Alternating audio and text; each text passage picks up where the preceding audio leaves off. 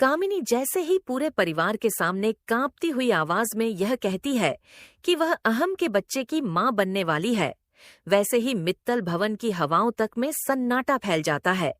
किसी को अपने कानों पर यकीन नहीं होता। अभी कुछ देर पहले तक जहां घर में हल्की फुल्की बहस चल रही थी, वहीं अब हर चेहरा पत्थर की तरह जम चुका था। अहम की आंखें डर और गुस्से से फैल जाती हैं, जबकि राध्या के हाथों से पानी का गिलास छूटकर फर्श पर गिर पड़ता है। दादी की सांसें तेज हो जाती हैं और रजनी के चेहरे का रंग उड़ जाता है। कामिनी की आंखों से लगातार आंसू बह रहे होते हैं, लेकिन उसके चेहरे पर एक अजीब सा दर्द और जिद दोनों दिखाई दे रहे होते हैं। वह बार बार सिर्फ यही कहती रहती है कि उसने अब तक सब कुछ सहा, लेकिन अपने बच्चे के लिए अब वह चुप नहीं रह सकती। पूरे घर के लोग अहम की तरफ देखने लगते हैं और अहम कुछ भी बोलने की हालत में नहीं रह जाता। उसी वक्त दादी अचानक रजनी का हाथ पकड़ती है और उसे वहां से खींचते हुए एक कमरे के अंदर ले जाती है। कमरे का दरवाजा बंद होते ही बाहर खड़े लोगों के दिलों की धड़कनें और तेज हो जाती हैं।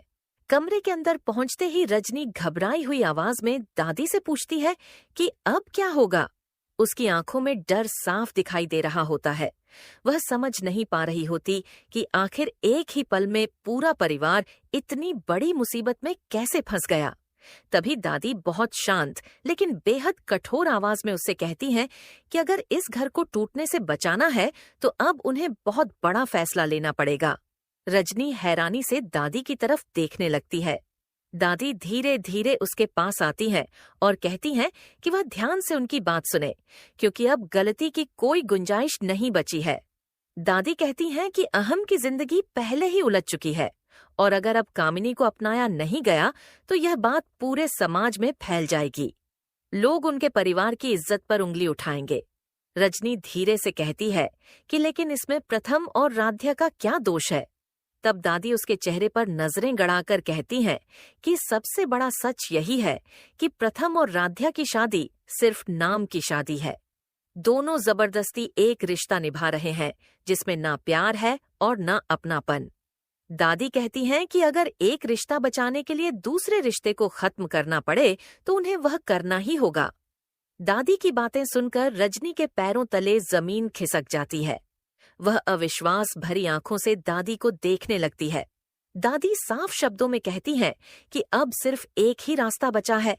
उन्हें प्रथम और राध्या का रिश्ता खत्म करना होगा और कामिनी की शादी प्रथम के साथ करवानी होगी। ये सुनते ही रजनी का गला सूख जाता है। उसके होंठ कांपने लगते हैं। वह तुरंत मना करते हुए कहती है कि यह कभी नहीं हो सकता। राध्या को वह खुद इस घर की बहू बनाकर लाई थी। उसने हमेशा उसे अपनी बेटी की तरह माना है। आज वह कैसे उसकी जिंदगी उजाड़ सकती है? लेकिन दादी उसकी एक भी बात सुनने को तैयार नहीं होती। वह कहती हैं कि अगर उन्होंने अभी यह फैसला नहीं लिया तो अहम की जिंदगी पूरी तरह बर्बाद हो जाएगी। कामिनी अकेली मां बनेगी, बच्चा बिना नाम के पैदा होगा और समाज हर दिन उन्हें ताने देगा। दादी यह भी कहती हैं कि राध्या और प्रथम के रिश्ते में वैसे भी कोई मजबूती नहीं है। दोनों सिर्फ परिवार की खातिर साथ हैं। ऐसे रिश्ते ज्यादा दिनों तक नहीं चलते। इसलिए अगर अब यह रिश्ता खत्म भी हो जाए तो किसी की जिंदगी पूरी तरह बर्बाद नहीं होगी। रजनी के दिल में भयंकर उथल पुथल मच जाती है। उसे राध्या का मासूम चेहरा याद आने लगता है। वह दिन याद आने लगता है जब राध्या पहली बार दुल्हन बनकर इस घर में आई थी। कितनी उम्मीदों और सपनों के साथ उसने इस घर में कदम रखा था। रजनी की आंखों के सामने वह हर पल घूमने लगता है जब राध्या ने इस घर के लिए अपना सब कुछ दांव पर लगा दिया था। उसने हर रिश्ते को संभालने की कोशिश की थी, हर मुश्किल में परिवार के साथ खड़ी रही थी। लेकिन दूसरी तरफ अहम की जिंदगी और पूरे परिवार की इज्जत का सवाल भी खड़ा था। दादी लगातार रजनी पर दबाव डालती रहती हैं। वह कहती हैं कि अगर आज उन्होंने सही फैसला नहीं लिया तो कल बहुत देर हो जाएगी। धीरे धीरे रजनी का दिल टूटने लगता है। वह समझ जाती है कि अब चाहे जो भी फैसला हो, किसी न किसी की जिंदगी जरूर बर्बाद होगी। उधर बाहर हॉल में माहौल और भी भारी हो चुका होता है। कामिनी रोते हुए बैठी होती है और अहम उसे नजरें नहीं मिला पा रहा होता। प्रथम बार बार परेशान होकर पूछता है कि आखिर यह सब क्या हो रहा है, लेकिन कोई उसे कुछ नहीं बताता। राध्या चुपचाप खड़ी सबके चेहरे पढ़ने की कोशिश करती रहती है। उसके दिल में अजीब सा डर पैदा होने लगता है। उसे लगने लगता है कि शायद कोई बहुत बड़ा तूफान आने वाला है। तभी कमरे का दरवाजा खुलता है और दादी के साथ रजनी बाहर आती है। रजनी की आंखें लाल हो चुकी होती हैं। ऐसा लग रहा होता है जैसे वह अंदर ही अंदर टूट चुकी हो। दादी पूरे परिवार के सामने घोषणा करती हैं कि उन्होंने एक फैसला लिया है जो इस परिवार की भलाई के लिए बहुत जरूरी है। सभी लोग घबराकर उनकी तरफ देखने लगते हैं। दादी कहती हैं कि अब प्रथम और राध्या का रिश्ता खत्म होगा और कामिनी की शादी प्रथम के साथ करवाई जाएगी। यह सुनते ही पूरा घर हिल जाता है। प्रथम गुस्से में चिल्ला उठता है कि यह सब क्या मजाक है। राध्या के चेहरे से जैसे सारी जिंदगी गायब हो जाती है। उसकी आंखें फटी की फटी रह जाती हैं।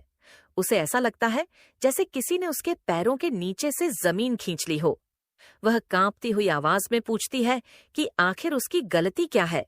उसने कौन सा पाप किया है जिसकी इतनी बड़ी सजा उसे दी जा रही है।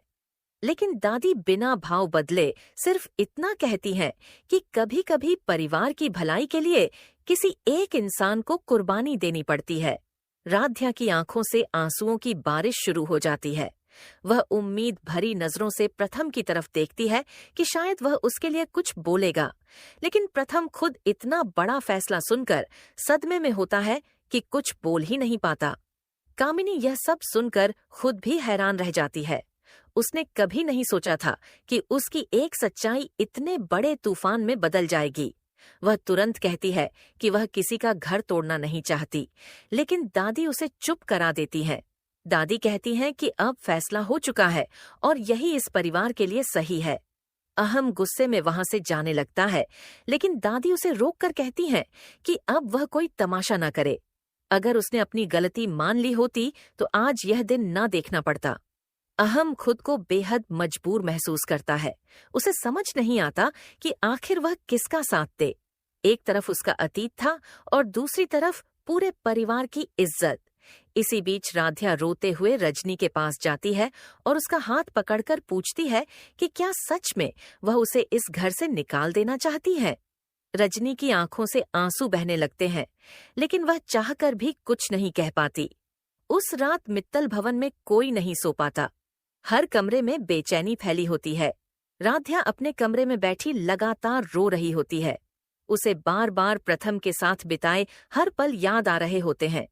वह सोच रही होती है कि आखिर किस्मत उसके साथ इतना बड़ा खेल क्यों खेल रही है। उसने हमेशा इस रिश्ते को दिल से निभाने की कोशिश की थी। धीरे धीरे प्रथम भी कमरे में आता है। उसकी आंखों में भी दर्द साफ दिखाई दे रहा होता है। दोनों कुछ देर तक सिर्फ एक दूसरे को देखते रहते हैं। फिर राध्या टूटती हुई आवाज में पूछती है कि क्या वह सच में उससे रिश्ता तोड़ देगा। प्रथम चुप रहता है। उसकी यही चुप्पी राध्या का दिल चीर देती है। वह समझ जाती है कि अब सब खत्म हो चुका है। उसी पल उसके अंदर कुछ टूट जाता है। अगली सुबह पूरे घर में अजीब सी तैयारी शुरू हो जाती है। घर को सजाया जाने लगता है। यह देखकर राध्या की हालत और खराब हो जाती है। उसे एहसास हो जाता है कि दादी ने अपने फैसले को सच में अंजाम देने का पूरा इंतजाम कर लिया है। कामिनी बार बार यह शादी रोकने की कोशिश करती है, लेकिन दादी उसे समझाती है कि अब पीछे हटने का कोई मतलब नहीं है। दूसरी तरफ प्रथम अंदर ही अंदर घुट रहा होता है। वह खुद भी यह शादी नहीं करना चाहता, लेकिन परिवार के दबाव और हालात के आगे मजबूर हो चुका होता है। धीरे धीरे शादी की रस्में शुरू हो जाती हैं। हर रस्म राध्या के दिल को तोड़ रही होती है। वह दूर खड़ी सब कुछ देखती रहती है और उसकी आंखों से लगातार आंसू बहते रहते हैं। जब मंडप में प्रथम और कामिनी बैठते हैं तो राध्या की सांसें तक भारी होने लगती हैं। उसे याद आता है जब इसी घर में उसने प्रथम के साथ 7 फेरे लिए थे। आज उसी जगह कोई और बैठा हुआ था। पूरा परिवार मजबूरी में वहां मौजूद था। किसी के चेहरे पर खुशी नहीं थी। हर इंसान के अंदर दर्द छिपा हुआ था।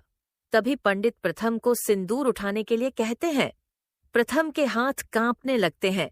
वह एक पल के लिए राध्या की तरफ देखता है।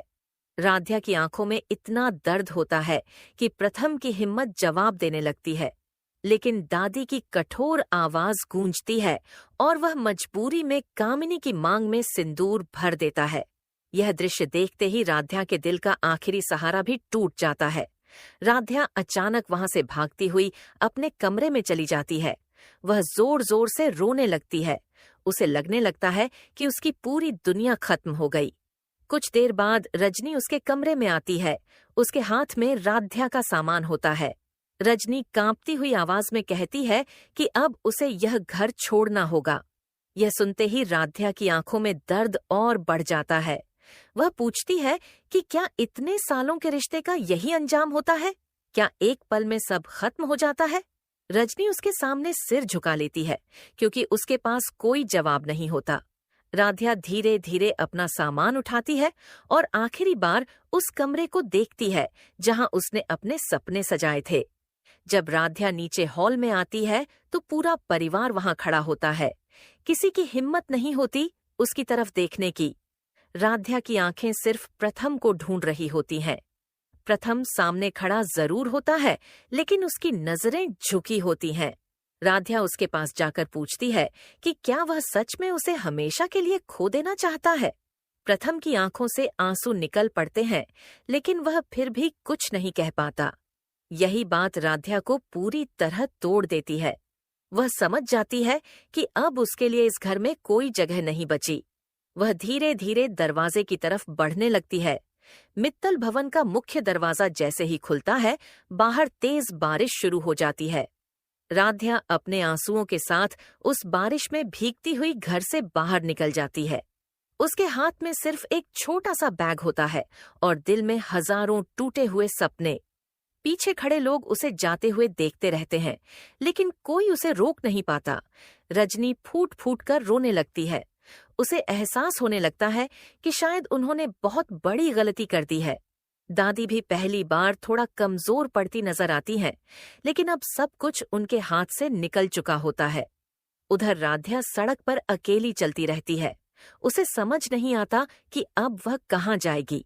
जिस घर को उसने अपना सब कुछ माना था, उसी घर ने आज उसे बेगाना बना दिया था। उसके दिल में सिर्फ एक ही सवाल घूम रहा होता है कि आखिर प्यार और रिश्तों की कीमत इतनी कम क्यों होती है। वह बार बार पीछे मुड़कर मित्तल भवन को देखती है, लेकिन वहां से अब उसके लिए कोई आवाज नहीं आती। उसकी जिंदगी का सबसे खूबसूरत अध्याय उसी घर की चौखट पर खत्म हो चुका होता है।